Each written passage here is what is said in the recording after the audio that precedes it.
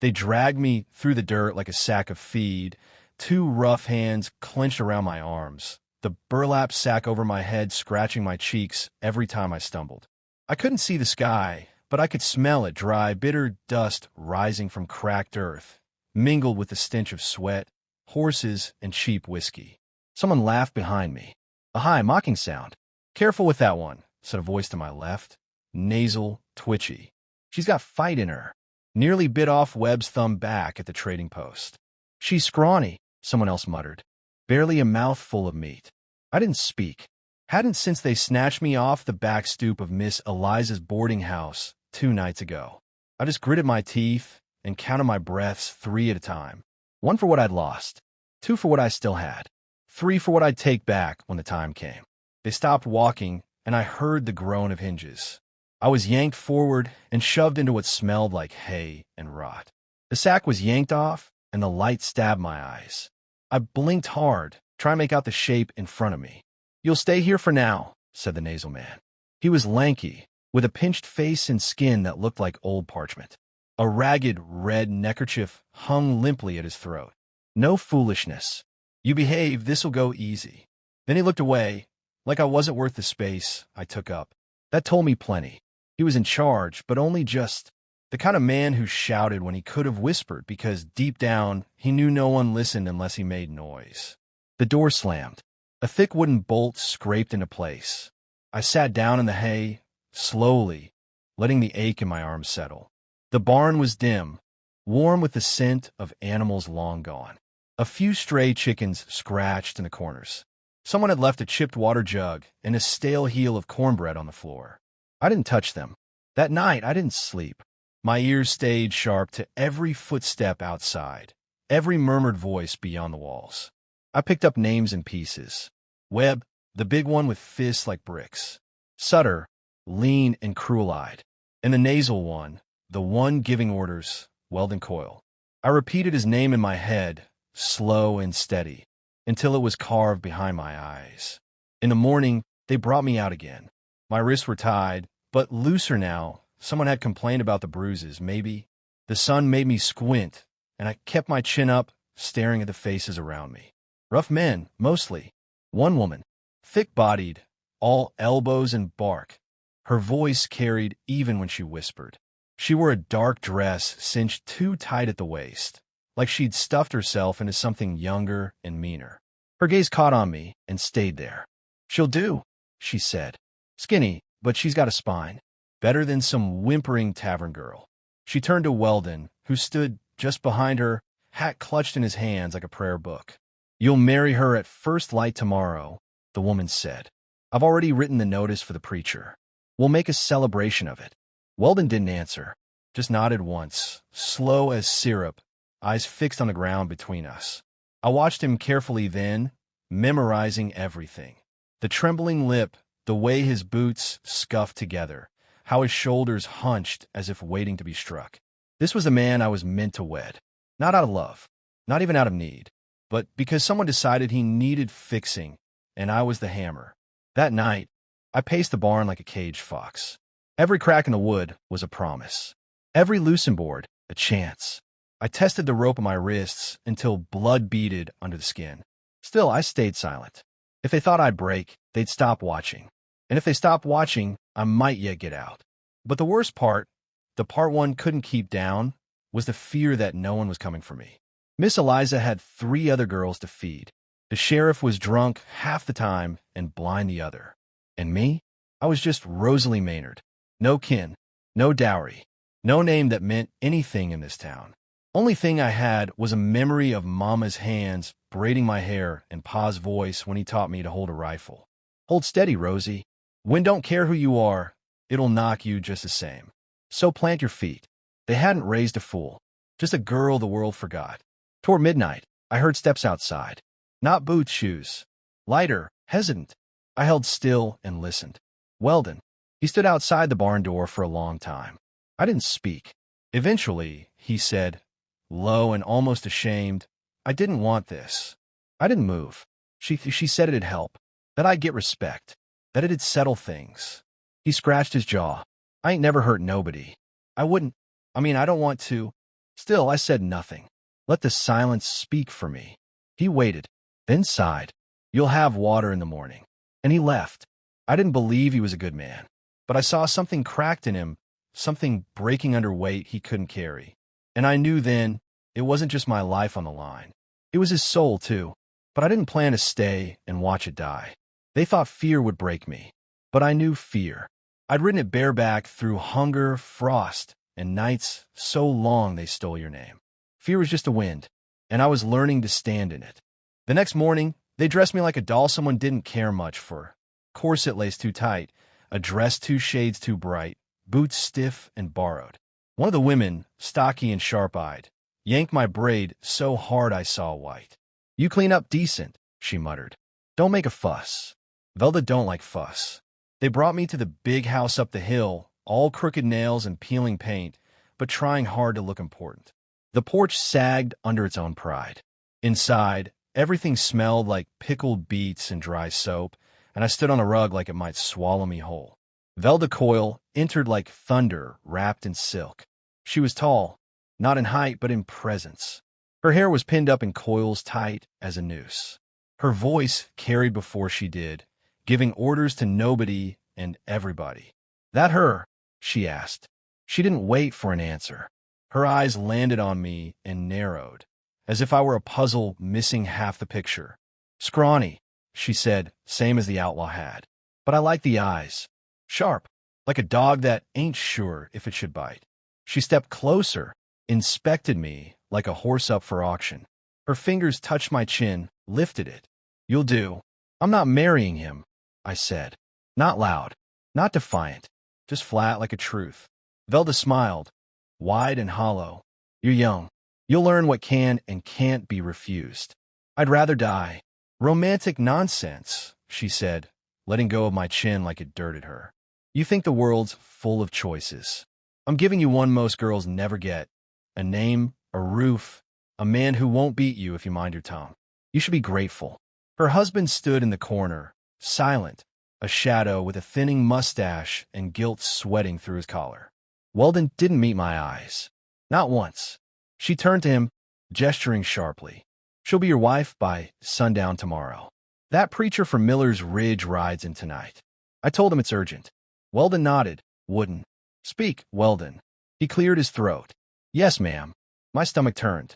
He wasn't a man, just a space a man used to fill. You could see it in the way he flinched from her voice, how his spine curved like a question mark. But even cowards made choices. And he made his. I was led back to the barn, locked in with a new padlock, as if I'd earned an upgrade. They gave me a wool blanket and a cup of beans, so salty my tongue stung. I didn't eat. Instead, I lay on the floor, staring at the rafters and counting the things I knew for sure.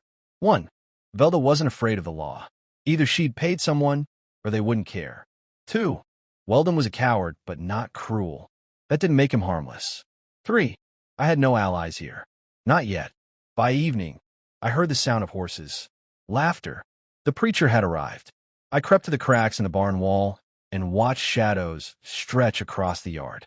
They were setting up tables, hauling out food, barrels of cider. Strips of bunting in red and white flapped in the breeze. The whole camp buzzed like flies over something dying. Velda barked orders with a kind of joy. She wasn't just arranging a wedding. She was arranging a performance. She wanted to be seen, applauded. Everything was for show, including me. Later, footsteps returned, lighter this time. Weldon again. He didn't speak at first, just stood outside the door, his breath shallow through the slats. I didn't know she'd pick you, he finally whispered. I told her I didn't need no fixing. She's using you, I said. Same as she's trying to use me. I know. Silence spread between us, heavy as snow. You could stop it, I said. Just say no. He laughed. It was a sad, brittle thing. I tried that once. She smashed my fiddle with an axe. Said I needed to be a man, not a child. That all it takes to break you? A busted fiddle. He didn't answer. You know this ain't right. You know it. I know, he said again. Then, after a moment, he added, but knowing don't help when fear's bigger than your own bones. I turned away. I didn't want his fear. I had enough of my own. He left without another word. That night, The stars burned cold above the slats, and the wind whispered promises I couldn't trust. I tried the lock again. No give. The window was too high, the walls too smooth. I wasn't getting out tonight, but I wasn't staying either. They thought I was alone. That made me dangerous. When the fire started, I would already be moving. When the crowd screamed, I'd find the weak points in their chaos. And when the smoke cleared, they'd remember not the wedding, not the bride, but the girl who vanished through the ashes. Tomorrow, they'd try to bind me to a man who couldn't lift his own voice. Tomorrow, they'd hear mine. Morning crept in soft, too soft for the weight it carried. The air held that tense quiet before a storm, still expectant. Sunlight spilled through the cracks in the barn wall, laying slashes of gold across the dirt floor. Somewhere in the yard, a fiddle struck a note, hesitant and thin, like it wasn't sure it had the right to be heard. I stood up and rolled the stiffness from my shoulders. They hadn't bothered to bind me this time. Maybe they thought fear would hold better than rope. Maybe it would have if I hadn't burned through most of mine in the night. Footsteps approached. I didn't move. It was Weldon. He opened the door like it might bite him, then stepped in without meeting my eyes. "Velda sent me to fetch you," he said. "Get you ready." "I'm not going," I said. He blinked, swallowed hard. You have to." "No," I said. "You do." You could end it with a word. He looked older today. The lines around his mouth cut deeper. His jacket didn't quite fit, too tight at the shoulders like someone else had chosen it. "I can't," he said. She already owns you," I said, stepping closer. "What more could she take?" He flinched. "I tried to leave once. After Pa died. Packed a bag, made it to the ridge. She found me for the moon rose. Dragged me back like a stray dog. You stayed," I said. "That was your choice." His eyes flicked up to mine for the first time. I was 14. The words landed heavier than I expected. I looked at him then, really looked. Not just the coward's slouch or the way he wilted under her voice, but the quiet hurt that lived in the corners of him. A boy who'd never been allowed to grow into anything but shadow. "You're not 14 now," I said, "and I'm not marrying a ghost." He didn't answer, but something in him paused, like a page turning. They dressed me in a white dress that smelled like camphor and dried flowers. Too tight at the bust, too short at the wrists. The lace scratched my collarbone. A crown of wilted daisies was shoved onto my head, and someone muttered something about purity. I nearly laughed. The makeshift altar was a table covered with a quilt. The preacher stood behind it, nervously flipping pages of a weathered Bible. Velda stood beside him, arms folded, mouth set in that familiar hard line of victory. Guests, if you could call them that, gathered in clumps around the yard, clutching mugs of cider and whispering. Nobody looked happy, just curious, as if they'd come to see a two-headed calf. Weldon stood at the front, hat in his hands, eyes on the ground. They walked me out and placed me beside him like a sack of grain. Velda nodded at the preacher. He began to speak, voice high and strained. "Dearly beloved." I tuned him out. The sky was too bright, almost cruel in its blueness. The air smelled like pine sap and gun oil. My pulse thudded behind my eyes. Then the preacher said, "If there is any objection." Velda's mouth twitched. The preacher hesitated. I stepped forward. "I object." Silence dropped like a hammer.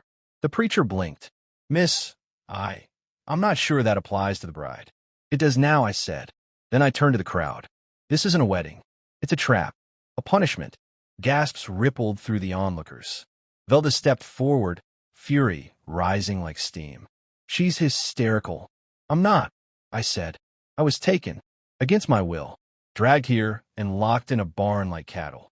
And now I'm supposed to smile and pretend this is my future." I turned to Weldon. "You want this, Weldon? Say it." Out loud. His mouth opened. Closed. He glanced at his mother.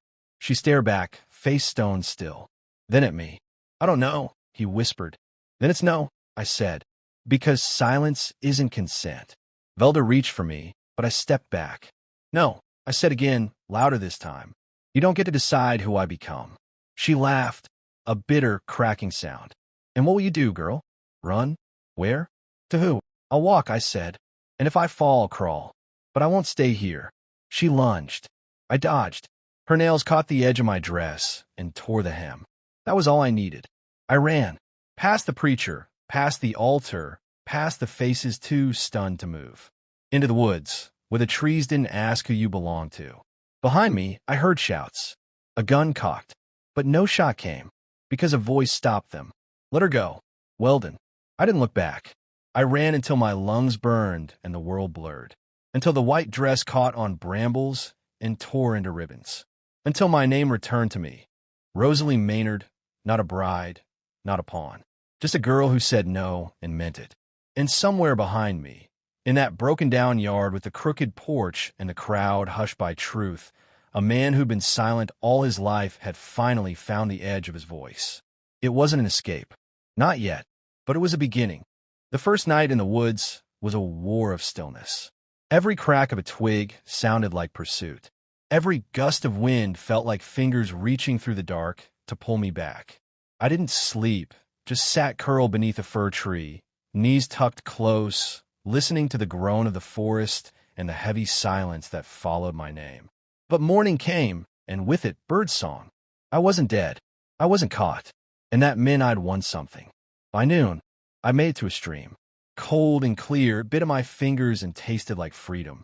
I scrubbed the dirt from my skin, the dried blood from a scraped knee, the last traces of that dress, until it looked more like linen rags than lace. I dropped the flower crown into the current and watched it spin away, petals breaking off like tiny pieces of something I didn't need anymore.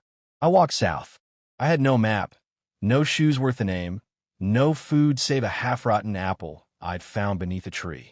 But I had distance, and that felt like currency. On the second day, I met a woman named Myrtle. She was stringing clothes on a line behind a crooked little homestead with goats in a yard and a rifle leaning by the door.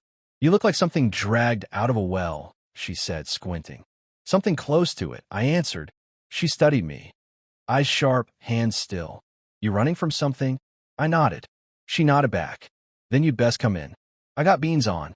But if you lied to me, I'll know it. I didn't lie. I told her about Velda. About the outlaws. About Weldon's silence, and the wedding dress, and the voice I found right before it all shattered. She listened with the care of someone who's heard worse, but never stops being angry about it. When I finished, she poured me a second bowl and said, "Ain't no crime in refusing to be owned." I stayed 2 nights, just enough to get the blisters off my feet and the edge off my ribs. Myrtle gave me a pair of old boots and a satchel with jerky and a crust of bread. She didn't ask what I'd do next, just looked me in the eye and said, "Don't let anyone sew you into something that don't fit." I walked on, through pine country down into dry plains. Followed the railroad until it led to a town that smelled like whiskey and dust. I found work sweeping the floors of a feed store. The owner, an old man named Burl, didn't ask where I came from, just handed me a broom and told me to keep my back straight. Weeks passed. I slept in the hayloft, ate what he could spare, learned how to keep my head down and still hold it high. And slowly, I stopped checking over my shoulder. Until one morning, Burl came in holding a folded piece of newspaper. "Got your face in the classifieds," he said, voice low. "They're looking. Off-airing money." I stared at the sketch. Crude, but enough. A reward for information. For Rosalie Maynard. No mention of marriage. No mention of what I'd fled. "They say you're missing," he added. "But I figure anyone offering gold for a girl who ran probably ain't the kind you want to go back to." I said nothing. He tucked the paper into his vest. "Ain't my business. But if you want to disappear better, I know a man out in Calaveras County who helps folks shed their old skins." I left that afternoon. Rode in the back of a cattle wagon, hands blistered from the broom, but heart lighter than it had been in weeks. The man in Calaveras County was called Morny. Nobody knew if it was a first name or last, but he ran a mail station and traded stories like currency. He looked at me like he'd already guessed the bones of mine. "You want new papers?" he asked. I nodded. "A job, too. Something with horses, if it can be helped." He whistled low. "You ain't one to sit still, huh? I've done enough of that." He wrote down a name, Clara Boone. Said it was strong. Said it sounded like someone who could hold her own. I became Clara Boone on a Monday. By Thursday, I was working on a ranch outside town, breaking mustangs and brushing burrs out of manies. The horses didn't ask questions. They didn't care about old names or white dresses or barns with padlocks. They just knew if you approached them soft, They'd meet you halfway. Sometimes when the sky was dark and the wind blew just right, I'd think of Weldon, of the way his voice finally cracked through the shell of silence. I didn't know if he'd ever left that place, but I hoped he had. I hoped something in him remembered how it felt to stand tall, even for a second. And sometimes I'd think of Velda, of what power does to people who mistake control for love. But mostly, I thought of the road ahead, of the weight that had lifted when I ran, of the strange, steady joy that came from sleeping under stars without fearing the sound of boots. One night, while brushing down a gelding, the foreman came by and asked, "Where'd you learn to speak to animals like that?" I just smiled. I spent too long in a place where no one listened. Now, every hoofbeat feels like punctuation, like I'm writing the rest of my life one step at a time. I'm not a bride, not a prisoner, not a ghost in someone else's story. I'm Clara Boone, and I've only just begun.